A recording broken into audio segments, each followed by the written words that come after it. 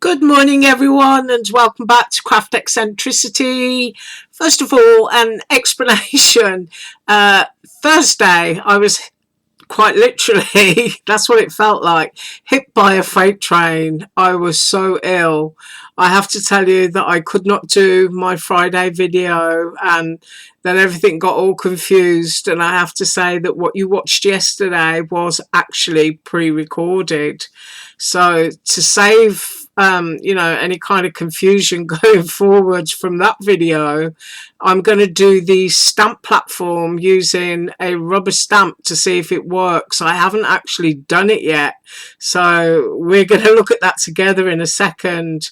And I also received some new stencils, and using stencils isn't really physically tiring, so I'm going to test the stencils out and just show you, because they're really pretty and really good quality stencils. So also, while I'm thinking about it, I know I might sound terribly slow. I'm not going to be back up again now until Friday, and on Friday people have asked if I could do the angel as a demo, so I will do that, so that you know it's a tutorial, you'll know how to put that angel together. But I'm also doing it as a Frida angel, and I did already start the head. Well, I did the eyebrows, so I'll show you, because of course Frida's eyebrows are very famous, so I drew those on with a fine liner. And of course she's got to have hair and flowers and everything else, so I promise you that is what we will be doing on Friday. But today is my last video until Friday, because I just need to rest myself. I know I do. Right, so the stamp platform from Surprise Creation. Right, I did show this, as I said, in yesterday's pre-recorded video, and we use clear stamps. So today I'm going to use rubber, find out if they work. And I've got a set of old stamps here that I've had for quite a few years, I think, and it's this variety, and so I think I'll just peel off the ice cream and go with that one and see if that works. So I've got a scrap of cardstock here that I'm going to pop into there. Now, as you saw in yesterday's video, it's not a magnetic one, but you could absolutely put a locker sheet into here if you wanted to. So right, there is the rubber cling mount stamp, and as I said, I haven't tried this yet. Now you can see there's a little bit of lift on the lid, but it's picked the stamp up.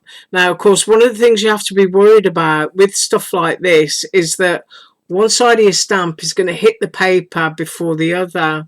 So I just want to see if that's going to be a problem, because these Cushions rubber stamps, this is about as thick as they get, because these stamps are quite good quality. So I'm using a bit of VersaFine Claire on here. You can see that. I've just inked that up, and I'm going to rest it down, put my lid back on, and then I'm going to press the area that's still sort of like up in the air, and let's see what happens. Don't really want to over squeeze it. Well, there you go. You can also use your foam cling rubber. That is a lovely impression. I hope my camera's not all blurred. There you go. Nice crisp lines. So for the money, and from Surprise Creation, I think it's free delivery. It's a great purchase, and you can see the thickness there of the cling mount rubber. So it's absolutely great on the silicone, which of course are thin. And if it's taking the cling foam rubber, it's going to take the photopolymer. So I'm really pleased to have this, and it is a lovely image. Now, while I've got this here, it's the perfect size to keep everything in order while I share my stencils. and I've got some scraps of cardstock cut out, and I'm going to share these with you. These are a 3-layered set, and you don't have to use all 3 layers, and I'm going to share that with you. You can just use small elements from each of these 3, and they are really, really lovely quality. I mean, I was chatting with someone in the group the other day, and some of the stencils you can get, whether they're branded or not, they can be really flimsy and horrible. But these opaque ones, they just, you know, they're just gorgeous. Really, really lovely quality. So there's all the sorts of different images that you get that you can use. I mean, that's quite a nice one with all its little blobs and splashes. So I got myself that set, and I think we will test a couple of them. I got the spiral one because I was thinking about peppermint swirls for Christmas cards, and thinking that you could use parts therein or just directly in the centre on a circle die. And then I got a sunburst, and I also got the leaf one. This one is a 4-piece set. And I think I'm going to need to be a little bit more compos mentis before I use that one. Otherwise, I might end up making mud. But I'm pretty sure I'm going to be okay again next week. I better be. So anyway, I'm going to use the watercolour splash, which, if you see it on the website, is done in multicolours. So I'm actually just going to do it in one colour, just to show you that you can get something really elegant and pretty without making a mess. And I am going to open the stamp platform lid here. Just rest it down, and I'm doing it just so that I've got something to put my stencil into. And here we go. This one is stencil number 2. So I'm just going to use, you know, whatever bits and pieces you want to, because it's quite a sort of random and actually this one's got smaller images on it. I'll go with layer number 3, and then I can do that big blob and just share with you what I mean. Now I'm using my stencil brushes, which I'm always showing you. I absolutely love them, and I think that one's okay to go into my squeezed lemonades that I'm going to use. And I've just ordered myself the detailed ones, which are exactly the same with a flat head, but they're twice as long, like a paintbrush, and the brush size is half again. So you can get into like little things like this, really tiny things, and do them in different colours. Right, Distress Oxide Squeezed Lemonade. That's what I'm using. And all you do is load your brush up. And I don't want to overload it, because if you're doing a layered stencil, your base layer needs to be a lot paler than the next layer you put on. So my suggestion is, if you've got ink on there, just swizzle it around gently for a little while, so that you're spreading it about rather than putting it down really dark and thickly all at once. And because this is quite literally a sort of splatter stencil without having to make the mess, you know, you can just have some fun. So anyway, I've got that shape down, and you can see I'm a little bit bitty, but that's okay, because if you're spraying, which is what this is supposed to denote, then the you know, the thicknesses of your inks and stuff going down are never entirely true, are they?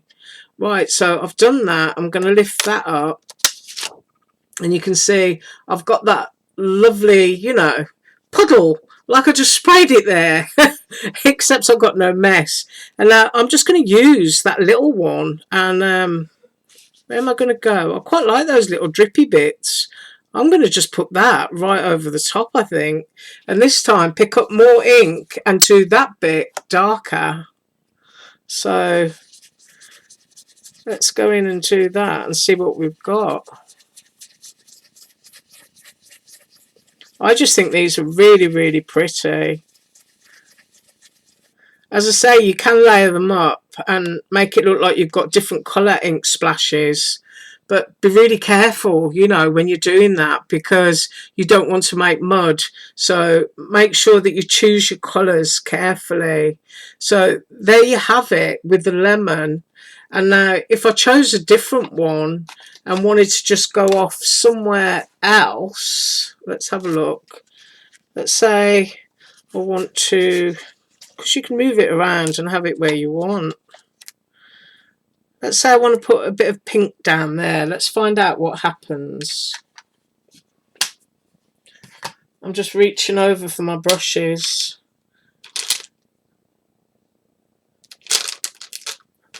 Right.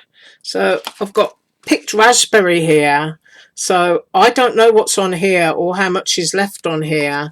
But because I want it pale first, I'm going to swirl it around and just get off any excess that's on the brush here. I'm just going in there. And I think that's okay. Let's have a look. Yeah, so now we've got a little pink drizzle. And I'm going to go back on my... no, actually, I'm going to try number 1. There's some quite nice splotchy bits on number 1 stencil. You can see it's number 1. It's carved in up there. But as I say, they all layer together. But I'm just showing you that you can, you know, get up to and do absolutely your own thing here. So I'm going to go for a bit of concentration in that area and pick up some pink ink so that my brush is covered now. And I'm always saying, you know, these brushes are just absolutely lovely. They just do not hurt your hands at all. But there we go. I've just done that little bit. Do those few little speckles there and see what happens. So I've got that little bit. And then I might come off that actually and add my own splashy shape and add to that. See what happens there. You can have great fun with this. I mean, you can work your way around your stamps and all sorts of things. But as you can see, it is a splashy stencil. And I do highly recommend it. They're just absolutely awesome. I mean, I do like spray inks, but, you know, if you want to sort of like control something around a character or a stamped image, they're just absolutely brilliant. I really like that. And I love it in the lemon. Don't know what it is. The squeezed lemonade just looks absolutely great, I think. And I've got my other ones, so I'm going to lift this. I'm looking at my clock because I don't want to keep you sitting there all day. And I think I'll do the spiral one. There's no way I'm going to attempt the leaf one because, as I say, it's 4 layers and my brain's not fully in gear. Right, so layer number 1. Let's put this down, and I'm just going to concentrate on this area. And I'm just going round and round and round anyway. Now, obviously, this is not going to be perfect because you're supposed to do your whole card. I'm just picking up on a little bit. So I've got a little bit of my raspberry down there. And then I'm going to go in with number 2. And I'm going to put a lot more raspberry down. Could be a bit of a Valentine pinky swirl. Let's see what we get here. Whoops. I get too carried away there.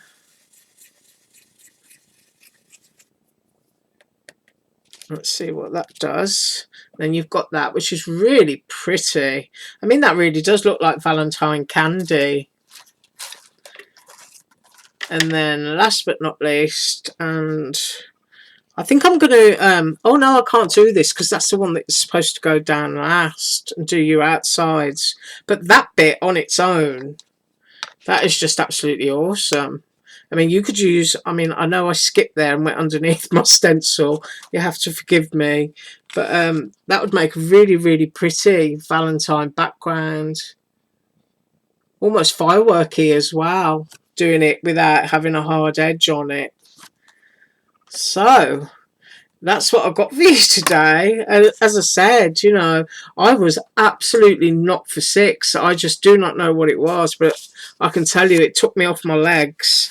I had a temperature of 103. So I don't know where I just put my little stamped image. There it is. Right. So I've done a little bit of stenciling and I stamped a stamp. So now we know we can use photopolymer, clear silicone, and we can also use the foam mat rubber. Right. I thank you so much for watching, and I'll be up with Frida Angel tutorial on Friday. Have an absolutely awesome day, and as usual, all links below. Bye.